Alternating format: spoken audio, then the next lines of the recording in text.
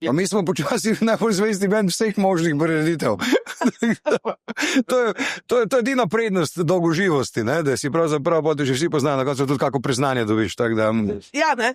Če si dovolj dolgo na svetu, pa se te nekaj vidiš po Tako.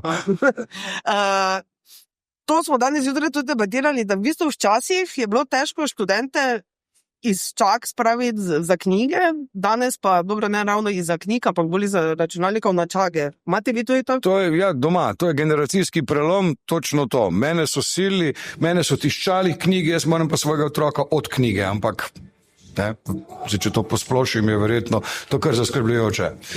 Tako da mi smo pol ugotovili, da bi lampijončki mogli predpisovati na recept, se strinjate ali ne? Jaz sem Tonček Regar in sem študent drugega letnika primerjalne književnosti.